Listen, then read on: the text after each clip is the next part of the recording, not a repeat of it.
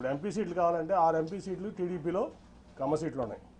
విశాఖపట్నం, రాజమండ్రి, ఏలూరు, విజయవాడ, గుంటూరు, నరసరావుపేట. ఈ జనరల్గా తెలుగుదేశం పార్టీలు ఎప్పుడు కమ్మాసే పోటీ చేస్తారు. సరే, అక్కడంటే భరత్ నాయుడు కుటుంబ సభ్యుడు, వైజాగ్లో ఓకే. మురళీమోహన్ గారు ఖాళీ చేసినటువంటి రాజమండ్రి సీట్ ఉంది.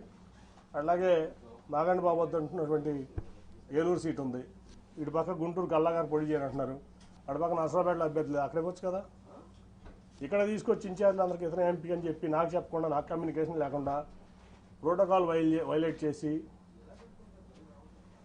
ఎక్కడ కూడా నేను ఎక్కడికైనా వెళ్తే వాళ్ళు పార్టిసిపేట్ చేయకుండా, అతను వెళ్తే పార్టిసిపేట్ చేస్తూ రాష్ట్ర అధ్యక్షుడు అచ్చెన్నాయుడు కూడా నన్ను సభలకు ఆహ్వానించిన సభలకు అతను వెళ్తాడు.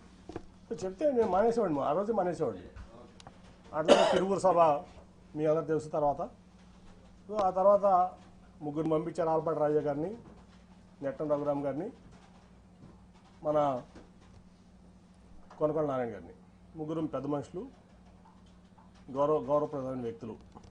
పాయింట్లు ఏంటంటే 3 పాయింట్స్ దీంట్లో. లోకేష్ గారు, నేను అతనికి అప్పచెప్పా కదా సభ బాధ్యతలు, నాని అన్న ఎందుకు ఇంటర్ఫియర్ అయ్యాడు అనేది లోకేష్ గారు అన్నారు మాతో. అంటే నాకు ఎవరు చెప్పారు, నాకు అఫీషియల్ కమ్యూనికేషన్ ఉందా, లేకపోతే మీ ముగ్గురులో ఎవరైనా చెప్పారా అతను వస్తున్నాడని, కానీ అతనికి అప్పచెప్పారన్నది. పొద్దున్న టెలికాన్ఫరెన్స్లో అచ్చెన్నాయుడు గారు చెప్పారంటారు. నేను టెలికాన్ఫరెన్స్లో ఎప్పుడు లేను ఈ పార్టీలో. ఏ రోజు నేను టెలికాన్ఫరెన్స్లో ఉన్నాను, జూమ్ కాన్ఫరెన్స్లో ఉన్నాను, నేను పార్టీ ఇంటర్నల్ మీటింగ్లో ఉన్నాను. ఎందుకంటే అవన్నీ వేస్ట్ అని నా అభిప్రాయం. సో నేను లేను. కనీసం మీరు ముగ్గురు చెప్పారు కదా. ఆ రోజు ముందు రోజు ఆల్పాటి రాజా గారును రఘురామ్ గారు నాకు ఫోన్ చేసి మీరు వస్తున్నారా అంటే నేను వస్తున్నా అని చెప్పాను. ఎందుకంటే అధినేత వస్తున్న సభకు నేను రాకుండా ఎట్లుంటాను, మీరు అయితే రేపు సన్నాహ సభకు ఏర్పాట్లు చేయాలి, మీరు గైడ్ చేయాలని రెండు అంటే వెళ్ళా. ఆ రోజు కూడా అప్పుడు తెలియజేసిన నేను వెళ్ళేవాడిని కాదు. వెళ్ళిన తర్వాత రౌడీ మొక్కలతో నన్ను కొట్టించాలని చూశారు. మా వాళ్ళందరూ కలిసి అడ్డం పడి నన్ను రక్షించుకున్నారు. పోలీసులు కూడా చాలా యాక్టివ్గా ఉండి నన్ను రక్షించుకున్నారు. అంటే నా కుటుంబంలోనే చిచ్చు పెట్టి నా కుటుంబ సభ్యుడితోనే నన్ను కొట్టించాలని కూడా మరి లోకేష్ గారు ఎందుకు అనుకున్నాను నాకైతే అర్థం కాల. నేనేం చేశాను, ఈ పార్టీకి ద్రోహం చేశాను? నేనేం తప్పు చేశాను? 9.5 ఏళ్లలో నేను చేసిన తప్పు ఒకటి చూపించండి. పార్టీ పట్ల కానీ, విజయవాడ పట్ల కానీ, విజయవాడ ప్రజల పట్ల కానీ. ఎందుకు నన్ను ఇట్లా చేస్తున్నారు? ఎందుకు నన్ను అవమానపరచాలనుకుంటున్నారు? మీరు జైల్లో ఉంటే నేను మీకు అండగా మీ కుటుంబానికి అండగా నిలబడ్డా కదా.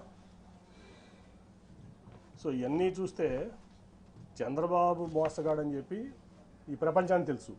కానీ ఇంత పచ్చి మోసాలు చేస్తా, దగాలు చేస్తా, కుటుంబాల మధ్య చిచ్చు పెడతా ఈ రకంగా చేయడం అనేది భావ్యం కాదు. సరే, ఆ రోజు రాజీనామా లేక సబ్మిట్ చేస్తా అని చెప్పి ఇవాళ మెయిల్లో పంపిస్తాను స్పీకర్ గారికి. అట్లాగే నా పార్టీ రాజీనామా లేక కూడా అది పంపించగానే ఇది కూడా పంపిస్తారు. అట్ ది సేమ్ టైం మర్యాదపూర్వకంగా మన ముఖ్యమంత్రి గారిని కలవడం జరిగింది. ఆయన అనేక సార్లు విజయవాడ వచ్చారు సభకి. యాక్చువల్గా నేను అటెండ్ అవ్వాలి, ఎందుకంటే ఒక ఎంపీగా గవర్నమెంట్ ప్రోటోకాల్ ప్రకారం ముఖ్యమంత్రి వస్తున్నప్పుడు నేను అటెండ్ అవ్వాలి. అది నా బాధ్యత, హక్కు కూడా. కానీ ఏ రోజు పార్టీ నన్ను అటెండ్ అవ్వద్దని చెప్పడం వల్ల నేను అటెండ్ అవ్వలేకపోయా. ఇవాళ వరకు ఒక్కసారి మాత్రం రాష్ట్రపతి వచ్చినప్పుడు రాజ్భవన్లో కలిసి నేను విష్ చేశాను ఆయన, అంతే తప్ప నేను ఇంతవరకు ఆయన ఎప్పుడు డైరెక్ట్గా కలవడం జరగలేదు, ఫోన్లో కూడా మాట్లాడలేను. ఇవాళ బాగా రిసీవ్ చేస్తున్నారు ఆయన నన్ను. ఖచ్చితంగా మనం కలిసి ప్రయాణం చేద్దామని చెప్పి ఆయన చెప్పారు. కాబట్టి నేను పార్టీకి రాజీనామా చేశాను కాబట్టి ఇప్పుడు నేను ఫ్రీ బర్డ్ని. సో నా నిర్ణయాలు నేను తీసుకుంటా. ఒకటైతే గ్యారంటీ, చంద్రబాబు నాయుడు అనే వ్యక్తి పచ్చి మోసగాడు, దాంట్లో డౌటే లేదు. ఈ రాష్ట్రానికి పనికిరాని వ్యక్తి అతను. సరే, జనం దేవుడు అనుకుంటారా, లేదా కులపరంగా అనుకుంటారా, మీడియా పరంగా అనుకుంటారా, లేదా మరి ఎందుకు అనుకుంటారా నాకు తెలియదు. కానీ ఈ జగన్మోహన్ రెడ్డి గారు అయితే పేదల పక్షపాతి, నిరుపేదల పక్షపాతి. డెవలప్మెంట్ అనుకుంటారా, కోవిడ్ వల్ల కొన్ని కారణం 2 ఏళ్ళు భారతదేశం ఇబ్బంది పడింది, ప్రపంచమే ఇబ్బంది పడింది, భారతదేశం కూడా ఇబ్బంది పడింది. సరే, డెవలప్మెంట్ అవ్వదు, అటు ఇటు అవుతుంది. కానీ ప్రజలను హ్యాపీ పెట్టే దాంట్లో దాదాపు 2 లక్షల కోట్ల చిల్లర వాళ్ళ వరకు సంక్షేమం ఇచ్చారు ఆయన. ఇంకా ఇస్తానికి కమిట్మెంట్ ఉన్నారు. చచ్చుతీ చాలాసేపు మాట్లాడటం జరిగింది. సో నాకు బాగా నచ్చారు ఆయన. నచ్చడమే కాదు, ఆయన పథకాలని చూస్తున్నాం, వింటున్నాం. సో ఆయనతో కలిసి ప్రయాణం చేయాలని చెప్పి నేను నిర్ణయించుకున్నాను. వన్స్ నా రాజీనామా ఆమోదం పొందగానే నేను పార్టీలో చేస్తాను. నేను ఒకటండి, నేను 2014లో కూడా చంద్రబాబు గారిని టికెట్ అడగను. ఎప్పుడు కూడా ఆయన గేట్ ముందు నుంచున్నాను, డోర్ ముందు నుంచున్నాను. నేను ఎప్పుడు చంద్రబాబు టికెట్ అడగాల, 19 అడగాల. అట్లా నేను ఆయన కూడా నేను ఎప్పుడు టికెట్ అడగాలి. నాకేంటంటే నాకు విజయవాడ అంటే పిచ్చ ప్రేమ. మీ అందరికి కూడా తెలుసు అది ఆ విషయం. విజయవాడ అంటే పడి చచ్చిపోతాను నేను. నాకు కావాల్సిన విజయవాడ డెవలప్మెంట్, విజయవాడ ప్రాంత ప్రజలు మంచి చేయడం. అందుకే టాటాని తెచ్చిన గట్టిగా ఆయన కాళ్ళు పట్టుకుని నువ్వు వద్దు చంద్రబాబు నాయుడు గారు ఆఖరికి విమానాశ్రయం కూడా నేనే చేసింది. ఎందుకంటే ఆయన 5,000 ఎకరాల్లో ఇక్కడ కట్టుకుందాం అంటున్నాడు ఈ నాగార్జున యూనివర్సిటీ దగ్గర. సార్ అది అవ్వదు. తర్వాత ముందు మన మినిస్టర్ ఉన్నాడు సివిల్ ఏవియేషన్, సెంటర్ ఒప్పుకుంటుంది జైట్లీ గారు వాళ్ళు. అంటే నాకు సపోర్ట్ ఆ రోజు వెంకయ్యనాయుడు గారు, సుజనా చౌదరి గారు. లేకపోతే ఆ ఎయిర్పోర్ట్ కూడా ఉండేది కాదు. సో ఆయన మా విజయవాడకి నిజం చెప్తున్నా, మీరు ప్రెస్ కాబట్టి మీరు కూడా తీయండి. 2014 నుంచి 19 వరకు విజయవాడకి ఒక 100 కోట్ల రూపాయలు చంద్రబాబు నాయుడు గారు స్టేట్ గవర్నమెంట్ ఇచ్చింది చూపిస్తుంది. నేను తీసుకొచ్చిన సెంట్రల్ గవర్నమెంట్ ఇచ్చాను, ఇంక్లూడింగ్ టాటా ట్రస్ట్ కానీ ఏదన్నా కానీ. అరుణ్ గారికి తెలుసు టాటా ట్రస్ట్ చాలా ఎంత చేసాం మేము ప్రాంతంలో అన్ని విలేజెస్లో. అలాగే ఫ్లైఓవర్స్ కానీ ఏదన్నా కానీ అది నేను కేంద్రం నుంచి తెచ్చింది. ఆయన ఒక ఆయనకి విజయవాడ పట్ల చిత్తశుద్ధి లేదు. ఆయన ఏంటంటే షాజహాన్ తాజ్మహల్ కట్టాడు, నేను అమరావతి కట్టాను. షాజహాన్ తాజ్మహల్ కట్టాడు కదా, ఎవరు కట్టారు తాజ్మహల్ అంటే షాజహాన్. అమరావతి ఎవరు కట్టారంటే చంద్రబాబు నాయుడు కట్టాలనే ఇది తప్ప విజయవాడ పట్ల ఆయన చిత్తశుద్ధి లేదు. నాకు తెలిసి ఎప్పుడు అది ఒక 100 కోట్లు కూడా 2014 నుంచి 19 వరకు విజయవాడ అభివృద్ధి కోసం చంద్రబాబు నాయుడు ఇచ్చింది లేదు, చేసింది లేదు. నేను మొదటి నుంచి చెప్తున్నా. నేను ఆయన చెప్పేవాడిని, sir Vijayawada is a reality, Vijayawada is a reality. Amaravati is your dream which has to be converted into a reality. అది అవ్వదు సార్. గిఫ్ట్ సిటీ కట్టారు ప్రధానమంత్రి గారు. ఇంకా చాలా ఇబ్బంది ఉంది అక్కడ. ఎకానమీ అంటే అప్స్ డౌన్స్ ఉంటాయి. ఒక ఢిల్లీ వదిలిపెట్టి, ఎన్సీఆర్ వదిలిపెట్టి, అహ్మదాబాద్ వదిలిపెట్టి, బాంబే వదిలిపెట్టి, పూణే వదిలిపెట్టి, చెన్నై, బెంగళూరు, హైదరాబాద్, కోల్కతా వదిలిపెట్టి అమరావతి ఎందుకు వస్తారు సార్? ఎవరన్నా దేనికి వస్తారు? ఇవన్నీ అవ్వవు సార్. ముందు విజయవాడ, గుంటూరు ఇవన్నింటినీ చేసుకుందాం మనం అని చెప్పి ఎన్నో సందర్భాలు కన్ఫరెంట్ అయ్యాను. కానీ ఫస్ట్ టైం నేను ఎంపీని, నీకేం తెలీదు అని చెప్పి నన్ను తోసేవాళ్ళు. ఓకే, నా పని నేను ఏదో సెంట్రల్ గవర్నమెంట్ తెచ్చుకున్నా, నా విజయవాడ కోసం చేసుకున్నా. ఓకే, నేను హ్యాపీ, నా విజయవాడ ప్రజలు హ్యాపీ. నన్ను వాళ్ళు ఓన్ చేస్తున్నారు, వాళ్ళు నేను ఓన్ చేసుకున్నా. రెండోసారి యాంటీవీలో కూడా నన్ను గెలిపించారు. దానికోసం నేను కష్టపడుతున్నాను, ఇంకా కష్టపడతా. సో నేను అనేది ఏంటంటే నేను ఎప్పుడు ఆయన్ని టికెట్ అడగలా, ఈయన్ని టికెట్ అడగలా.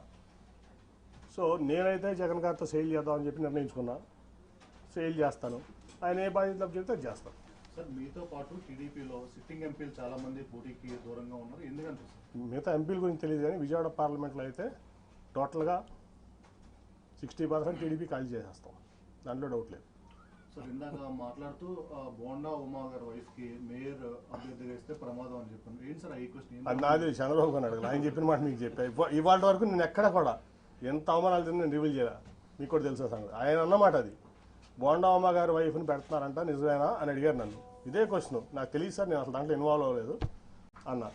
కాదు అది చేస్తే చాలా ప్రమాదం, నువ్వు ఇమీడియట్గా మీ అమ్మాయిని పెట్టని చెప్పి పంపించారు. నన్ను ఢిల్లీ నుంచి విజయవాడ పంపించారు ఆయన. ఈ మాట ఇవాళ వరకు నేను ఎవరికి చెప్పలా, ఇంక్లూడింగ్ నా సొంత కుటుంబం చెప్పలా. 60% తెలుగుదేశం పార్టీ ఎన్టీఆర్ జిల్లాలో ఖాళీ అవబోతుంది. 60% ఏదైనా నేను జగన్ గారితో కలిసి ప్రయాణం చేయడానికి నిర్ణయించుకున్నా. ఆఫ్టర్ మై రిజిగ్నేషన్ నేను మానసిక వ్యభిచారం చేయను కొంతమంది లేక, మీకు అర్థమవుతుంది ఎవరు. కాబట్టి నేను రాజీనామా చేసి వచ్చి ఆయనతో సేల్ చేయడానికి, ఆయనతో పాటు సేల్ చేయడానికి పేద ప్రజలకి ఆయన అండగా ఉన్న తీరుకు నాకు నచ్చింది. కాబట్టి ఆయనతో పాటు నేను నడుస్తానికి నేను సిద్ధపడ్డాను.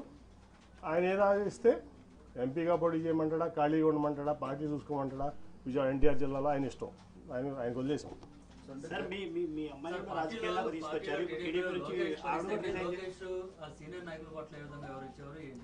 సార్ అవన్నీ చెప్పను, ఒకటైతే చెప్పనా.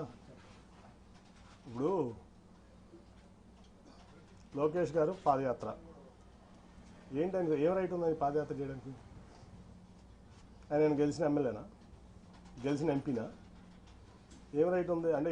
చంద్రబాబు నాయుడు గారు కొడుకు కాబట్టి ఓడిపోయినా గెలిచినా నువ్వు ఎట్లా అయినా సరే పార్టీ మీ నాన్నగారిది కాబట్టి నువ్వు ఏదైనా చేస్తావా?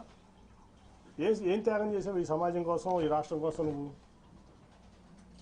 ఒక ఎంపీ వచ్చి నువ్వు ఓడిపోయిన ఎమ్మెల్యే, నువ్వు ఒక ఎంపీ వచ్చి నీకు జీహుదురు అనాలా? గెలిచిన ఎంపీ, యాంటీ వేవ్లో గెలిచిన ఎంపీ నీ యోగాలో నేను పాల్గొనాలా? ఎట్లా పాల్గొంటాను? ఏం ప్రోటోకాల్తో పాల్గొంటాను? నువ్వు ఆఫ్టర్ ఆల్ ఓడిపోయిన ఎమ్మెల్యే నా ముందు. ఆఫ్టర్ ఆల్ పార్టీ రిసోర్సెస్ వాడుకున్నావు, పార్టీ ఇన్ఫ్రాస్ట్రక్చర్ వాడుకున్నావు, మీ నాన్నగారి పలుకుబడి వాడుకున్నావు, మీ తాతగారి పలుకుబడి వాడుకున్నావు, అన్నీ వాడుకుని నువ్వు ఓడిపోయావు. నువ్వు నాకు రూపాయి డబ్బు ఇవ్వలేదు, నువ్వేమి ఇవ్వలేదు, నేను గెలిచా రెండు సార్లు. నీ పార్టీని భుజాల మీద పెట్టి మోసా కృష్ణా జిల్లాలో 2013 నుంచి 14 ఎలక్షన్ అయ్యే వరకు నా ఆస్తులు అమ్ముకున్నా, వ్యాపారాలు మానుకున్నా. ఏం రైట్ ఉంది నీకు? ఏం త్యాగం చేసావు ఈ పార్టీ కోసం కానీ సమాజం కోసం కానీ? నువ్వు ఏం రైట్తో యోగాళం చేసావు? ఏం రైట్తో నువ్వు సీనియర్ని శాసిస్తున్నావు? ఏం రైట్ ఉందా నీకు? ఓ 10 సార్లు ఎమ్మెల్యే చేసావా? 10 సార్లు ఎంపీ చేసావా?